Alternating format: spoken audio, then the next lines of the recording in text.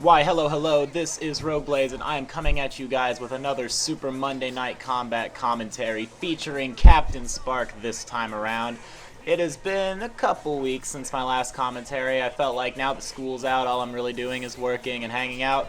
Hopefully I can sling a lot more content at you guys, and we're going to start it right off with this Captain Spark game. Now, the things that I saw in this game, some of the reasons I wanted to put it up was I think it showed two elements of gameplay that I haven't really talked about yet, and that's risk versus reward in your play, and also the ability to be kind of everywhere on the map, which Captain Spark is definitely the best for being everywhere at once because of his teleport, but I think it's shown off pretty well in this video. So hopefully you guys can learn a few things from my playstyle and maybe adapt it to your own if you're struggling with this character. And with that in mind, I'll also be talking about some of the more basic elements of Spark for those of you who, like I said, might be struggling. I realize I haven't actually put out a commentary for this character, even though he's definitely my second favorite right behind Assassin. But anyway, let's just get right down to it. So we are on downtown Spunky Arena, and the thing about this map that makes it a little tricky, I know I've talked about this before, but it's hard to get into the jungle and assert your dominance there because it's a lower level jungle, which means, for one, anyone can jungle, and commandos definitely can't go one-on-one against certain classes in the jungle, so if people decide they want to go down there, you are not safe. So with that in mind, I usually try to make jungle passes. I don't stay too long in the jungle. I'll go in every other minute or so just to see if there's any neutral bots there to kill. And you just saw this chest, and he's super low health. I could have dove down and tried to go after him, but at level 2, that is so risky. So I decided he would get a free pass for now. And if he doesn't return to base, he'll have to work with the fact that he's only got 30% health when I get back to that part of the map, which I intend to do because that's the lane I've picked to, push hard. But before I do that, I'm going to, like I said, clear out all the jungle bots that I can, and I'm going to go to the other lane and harass that just because I want them to be on their toes. I want the other team to be always wary that there's a commando about, because if they're always scared of me, they're going to be afraid of pushing in too deep, they might overextend, and they might die for it. So right now I'm just kind of making my presence known. I'm not really trying to get anyone low enough to kill, and I mean, going in there right now would be a suicide mission because they're all same level as me. 2 of them are enforcers. I just wouldn't be able to get out of that alive. So I'm just going to harass them, and when I get pushed out, I'm going to just let it happen and walk away. And now I'm going to move back towards the other lane, the first lane I was in, like I said, making a pass through the jungle just to make sure there are no bots.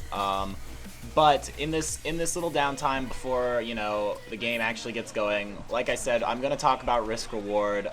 Spark is the poster child of high-risk, high-reward play. He has the unique ability to get in and get out in a heartbeat, essentially. And here's a perfect example. I am seeing these 2 guys down here. I noticed the cheston is low, so I used the ejector on the Spark. I made a little mistake there, but I recovered. I didn't realize that I'd hit the cheston too, so that's kind of an added benefit.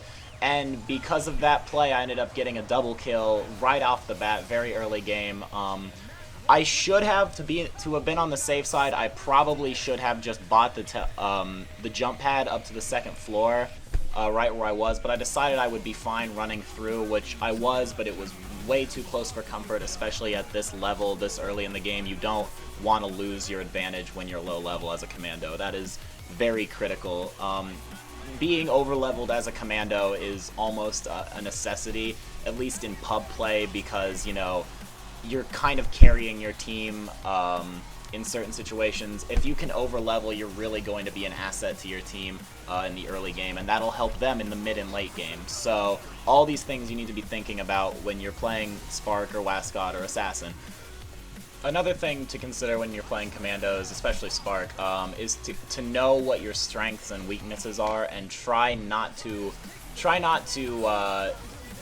put yourself into situations where your weaknesses are overly exposed. Like perfect example, what you just saw there, I ran in on a fair fight against 2 enforcers as a commando. That's just not going to work out in my favor, and I took a lot of damage and had to return to base. I am wasting valuable time because of it. So, considering the situation I was in, that dive was not the best decision. I did get to put some damage on, but that's not really all that worth in the long run. But once I got out of base, I came back out, came to the other lane. I decided to push hard.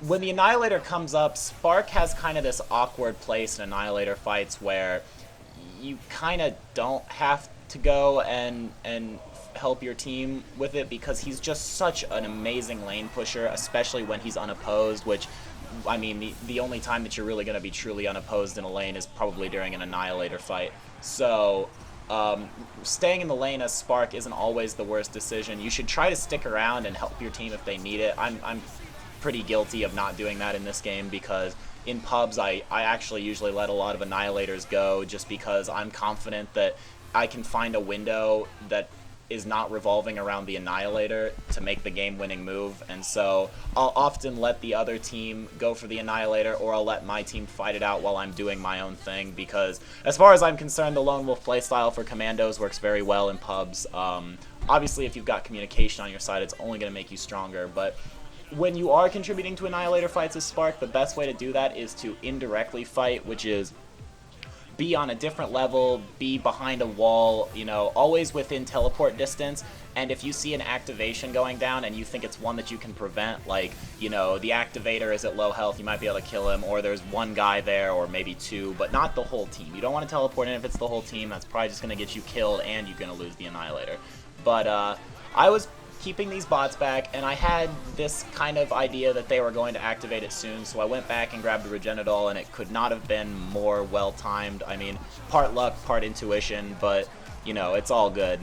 But now I am left in the position where I've got to push bots away, and this Cheston comes up with a line of bots, and I decided instead of fighting him directly, I was going to be a little smarter than that, and when he got right into the center, I goaded him into a fight, blinded him, and then teleported to the second level to use the ejector, killing all the bots and damaging him heavily and pushing him into the turret, as you saw. So instead of having to fight him head on, I mean, I probably wasn't at risk of dying, but I might have taken way more damage had I not done what I'd done. So that's just one idea, one way that you can think of to play smarter than your opponent. Always try to think of how you can outsmart your opponent, because like I've said in other videos, as long as you're thinking, you're always going to be playing better than a person who's just on autopilot. So another thing to consider. And now we've pushed pretty hard. We have 2 turrets down. All that's left on this side is the rocket turret. But a tank comes to kill my team's Megabeth, and he does manage to do that even though I went down to try to save her. But I got this tank very low, but then noticed scramblers and ran away because I was not sure what was on the other side of that corner. It could have been, you know, teammates. It turned out not to be, but I decided, I knew that he was going to go either back to base or run towards a Regenadol station, so I just kind of waited and ran and was patient about it and went in when I thought it was safe. And then immediately after that, I saw the gunner at low health, and once again just waited for my skills to come back on cooldown, or off cooldown. Lunged in, killed him, and teleported out all in a blink of an eye. So as you can see, as you've already started to see, Spark is just so adept at getting from point A to point B in the most efficient way possible. He is so fast. I was watching this replay earlier thinking if I should upload it, and I thought to myself at some points the replay was making me sick because everything was just happening so fast, because when you're not in control directly of the character, it feels very weird to watch, you know, Spark teleport and lunge around and stuff. But anyway, so hit the ejector on that. I was going to go down after the tank because, you know, why use the ejector if you're not going to follow it up? But I noticed that Spark at very low health, so I decided to go after him. A little bit of target acquisition knowledge, knowing what's the best target at the right time. But I do come back, grab a bouncer to help me take out this tank, and unfortunately I get the assist instead of the kill. But I did get rid of him, and so that's what really matters, right? And as a bit of an added bonus, that bouncer turns around and proceeds to just destroy the other team's Spark because he is massively underleveled. I think he fed fairly hard for my team this whole game, even though I didn't really run into him all that much. But my bouncer, for some miraculous reason, was still alive through all that, and I noticed him going after those 2 in the corner, and I thought I'd follow them. I'd follow the bouncer in, let him take the brunt of their skills, and then see what I could do about clearing it up. But I took a lot of damage and had to bail, but came back with a juice and fought in this really good position where no one was able to really sneak up on me because there's only one way in and one way out, pretty much. So I made this, like, gauntlet of death for the whole team, but I do make a big mistake because I get really greedy. I think to myself, I'm going to get a pentakill, I'm going to get a pentakill, and I'm not realizing that the team's respawn is as short as it is. And before I know it, the other team is there. I've taken too much damage, and as I come out, I get hit by the rocket turret, and it's just bad, and I die because of it. So we don't want to die. I've said it before, dying is the worst thing you can do in this game, but I can justify it to myself by saying it was a 4-for-1 exchange, which, you know, any MOBA player can tell you that's an incredible exchange. I didn't want to die, like I said, but we'll take it. We'll definitely take it. So on the way out of the spawn, I'm going to buy bots, and I'm going to help push up this lane since it looks like it's in a little bit of trouble. When you have a situation like this where you see two Fujis, make sure you know that the purchased Fuji, the one that you can get from the stand, it doesn't grant any sort of juice drops or anything, so you need to be focusing on the one that does drop the items so that when you kill it, you'll be able to pick up those items. Not to say that you shouldn't kill the Fujis that people buy, because, you know, it'd be stupid not to, but you have to remember that they're not dropping anything, so it's not really profitable for you to be killing them, other than that it's going to save you hassle and your turrets from taking damage. But this situation coming up where I return to the lane is a good example of placement and knowing how to place yourself. You noticed that when I was killing those bots, I placed myself in a position where I could get to either the Leo or the tank and gunner in one fell swoop if I had to. Just so that I was able to cut them in half and kill something when the right time came up. And once I killed those bots, I realized that Leo was kind of helpless.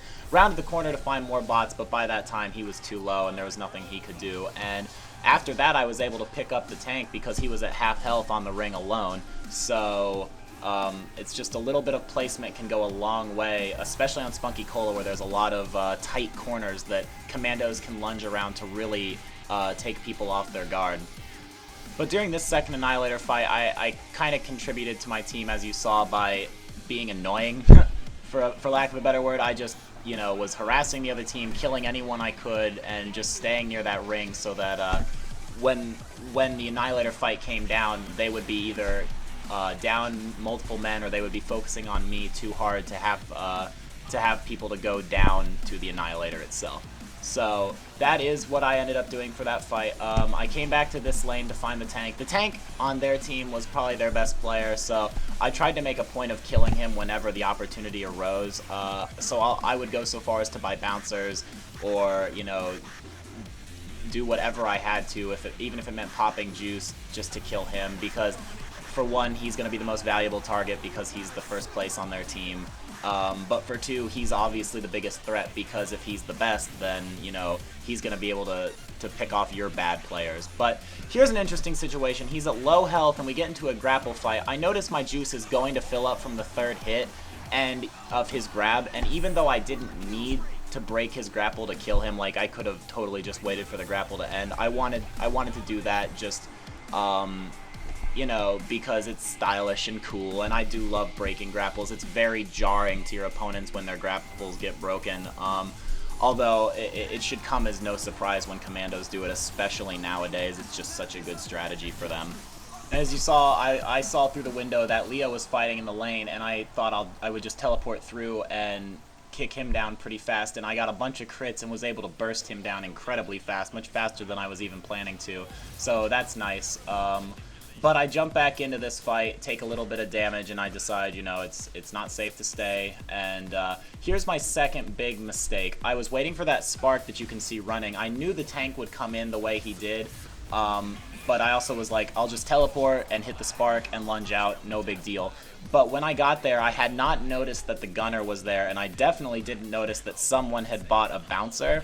So I pretty much teleported into the worst possible situation I could have. So being aware of everything that's going around you, very important for commandos, because one little error like that meant death. Like, there was not even a remote chance I was going to escape that. So you always need to be paying attention. Even I make mistakes. I'd like to think that my situational awareness is pretty damn good when it comes right down to it, but I make mistakes like this all the time just because, you know, it's so hard to always keep track of everyone and every bot and everything that's going on. So a lot of times you find yourself playing catch up for the mistake that you make instead of necessarily playing perfectly. So I guess from a metagame perspective, you need to be able to minimize the damage that you do to yourself as much as you need to be able to minimize the damage that other people do to you, because every situation you put yourself in is going to be damaging to you in some way. There's no absolute perfect fight. There's a well-planned, well-coordinated fight, and you can do everything right, but you're still going to take damage. You're still going to make minor errors because, you know, there are other live human players on the other end of the opponents you're fighting. So you can't necessarily always predict how the situation will go or what they will do. So that's just one thing. Another thing you need to be thinking about is the kind of damage you're doing to yourself in a fight. And another mistake right here, I got slowed in that grapple, and I hadn't considered that while I was slowed, my teleport was not going to go as far. So when I went up to teleport, I just didn't quite make it to the other side of that fence, and I realized the second I didn't make it that I was going to die. But I had a good idea when I went into that fight. If you rewind and want to watch it again, you'll notice that what I did was I purposefully turned my camera so that I wouldn't hit the tank with my blind. I didn't want to let him know that I was there, but I wanted to kill that Leo. So it was, like I said, it was a well-coordinated attack. It was a good idea on my part. It just didn't quite go the way I wanted it to. And then I damaged myself a little bit too much to recover from the situation. So good effort, but not quite what I had in mind. So I quickly rush back out of the spawn, get back to the lanes, start dropping bots. I noticed this Leo way over there, but as fast as Spark can move, I knew that that was just, you know, one keystroke away from my kill. So I went off the Fuji bot for a second and killed the Leo, and as an added benefit, the gunner came out at half health pretty much immediately after that. I was nervous for his slam because the way the gunner slam works now, where it's a sphere that pretty much always hits you if you're in melee range, I hate getting hit by it, I really do, especially because I don't run Can't Slow this anymore. So I was trying to bait him into using it and then lunging back in, but it was either on cooldown or he just didn't use it for whatever reason. And I picked up the assist for it instead of the kill. But, you know, it was just a little bit of thinking on my part, unnecessary perhaps, but it's good to be in those habits. But I quickly pick up a triple off of this Annihilator because they're all very low and I've got a couple level advantage on all of them. And so I decided to bully them around, and I went from target to target, killing them off as fast as possible, starting with the lowest health, lowest level character, which was definitely Captain Spark. And I saw this tank at low health, and that was a situation where I was just going to go for it no matter what the outcome, because I was at full, he was at pretty much 1 HP, and I was pretty confident in my ability to at least get in there and get him down. And I noticed right here that this Spark is going to be a little silly and try to fight a bunch of our teammates, and so I just waited for him to get low enough health right behind this corner using my team vision to figure out where he was, and once he got too low I just came right out and it was a very simple kill. And then I noticed this combat girl who, she must have been typing at the time because she was just standing there getting every bot in the jungle completely on her ass. So I went to try to save her, but I was just a little too late, couldn't quite save her in time. But I come out, quickly take out this Leo and teleport away. Another example of how Spark can just be there and gone in a second. Very powerful ability he has to just, you know, completely bypass anything he wants to get where he's going. It's amazing. And I finally realized I've got a solid opportunity to do some real damage to the inner turrets because I've got this Fuji and I just bought a bouncer to kind of distract the enemy players while I push my bots in. And when I get close, I realize it's already on fire, which is great for me. So I lay a little bit of damage down before I take damage myself and get away. And so the turret does drop, and at this point it just turns into a, you know, distract the whole team while the jackbots come up. So I'm just kind of killing bots and waiting for the jackbot to come. I teleport here to kind of go through the back door, but I must have just been a little too high, and my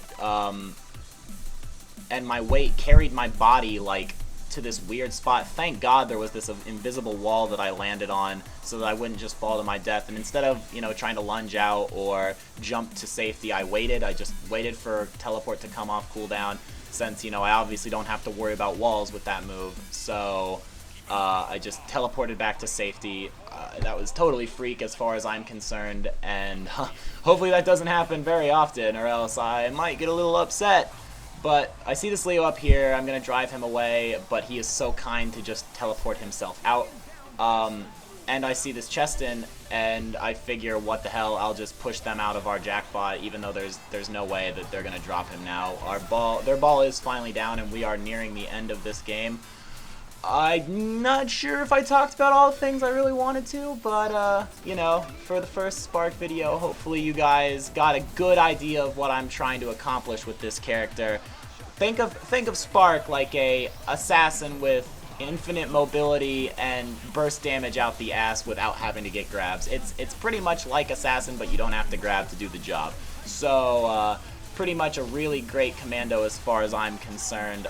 So amazing at bullying, especially if you get over leveled. But I'm going to quickly pick off this Leo, turn to look at the ball as it dies, and that is the game. So, I hope you guys enjoyed it, even though we didn't quite get to the things I wanted to, but, you know, that's fine. We'll put out some more videos soon, and hopefully we'll, get a little bit deeper into the game. So, I hope you all enjoyed your time on this video, and I hope you learned a thing or two, and as always, stay sneaky. This has been Rogueblades.